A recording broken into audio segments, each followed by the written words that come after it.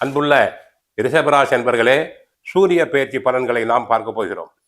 சூரிய பகவான் இதுவரை ஜென்ம ராசியில் இருந்து எரிச்சல் உணர்வு, கண் உபாதை, கண் எரிச்சல் போன்றவற்றை கொடுத்தவர் இரண்டாம் இடமாகிய தன குடும்ப வாக்குஸ்தானத்துக்கு செல்கிறார்.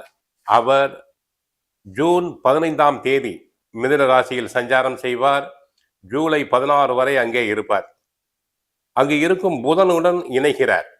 சூரியனும் புதனும் இணைவதால் புத ஆதித்ய யோகம் உண்டாகும். படிக்கும் மாணவர்களுக்கு நல்ல மதிப்பெண்கள் கிடைக்கும். உயர் கல்விக்காக வெளிநாடுகள், வெளிமாநிலங்களுக்கு அவர்கள் செல்லலாம். பிறர் மனதில் உள்ளதை எடை போடும் சக்தி தங்களுக்கு உண்டு. எழுத்து, தரகு, கமிஷன், ஏஜென்சி தொழிலில் ஈடுபடும் நண்பர்களுக்கு பண வரவுகள் அதிகரிக்கும். 2இல் சூரியன் என்பதால் குடும்பத்தில் காரசாரமாக பேசுவீர்கள். பெண்களுக்கு வாய் அதிகம். ரிஷபராசி பெண்களுக்கு பெரும்பாலும் வாய் அதிகமாக இருப்பதால் சற்று வாயினை அடக்குதல் வேண்டும். சூடாக பேசுவீர்கள். கோபம் அதிகரிக்கும்.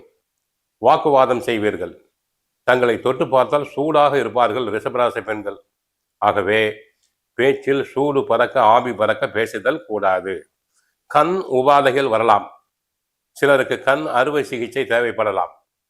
மற்றபடி மற்ற கிரகங்கள், சனி பகவான் சாதகமாக இருக்கிறார் லாபஸ்தானத்தில்.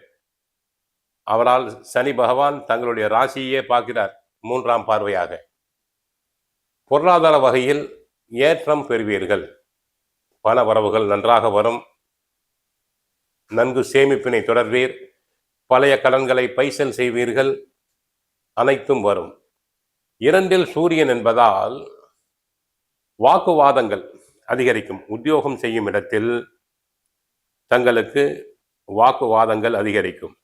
சூரியன் 2இல் இருந்து 7ஆம் பார்வையாக தங்களுடைய அஷ்டமத்தை, 8ஆம் இடத்தை பார்க்கிறார். ஆகவே யூரினல் இன்ஃபெக்ஷன், உஷ்ண நோய்கள், சளி, இருமல் போன்ற நோய்கள் வரலாம். அடுத்து மிதுனத்தில் சூரியன் சஞ்சாரம் செய்கிறார். சூடான பிரச்சனைகள். அரசியல்வாதிகளுக்கு உங்களின் ஆலோசனைகள் ஏற்கப்பட மாட்டாது. கட்சிக்குள் நியாயமாக கிடைக்க வேண்டிய பதவிகள் அனைத்தும் தள்ளி போகும். சூரியன் சம்பந்தப்பட்ட தொழில்களை செய்பவர்கள், தங்க ஆசாரி, மருத்துவர்கள், சட்டம் பயின்றோர், உயர் அதிகாரிகள், அலோபதி மருத்துவர்கள் போன்றோருக்கு வருமானம் சற்று பாதிப்பு அடையும். உடலில் முதுகு தண்டு, உச்சந்தலை, எலும்பு, நரம்பு சம்பந்தப்பட்ட உபாதைகள் வரலாம். சிறு உடல் உபாதை என்றாலும் மருத்துவரை சென்று தாங்கள் சந்தித்தல் வேண்டும். மற்றபடி தினமும் ஆதித்ய ஹிருதயம் பாராயணம் செய்யுங்கள். ஆத்மகாரகன் சூரியனுடைய உதவி தங்களுக்கு கிடைக்கும்.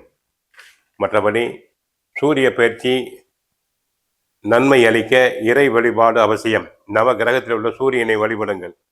ஒருவேளை தாங்கள் பிறந்தபோது சூரியன் நீச்சம் அடைந்திருந்தால் பரிகாரம் செய்ய வேண்டி இருக்கும்.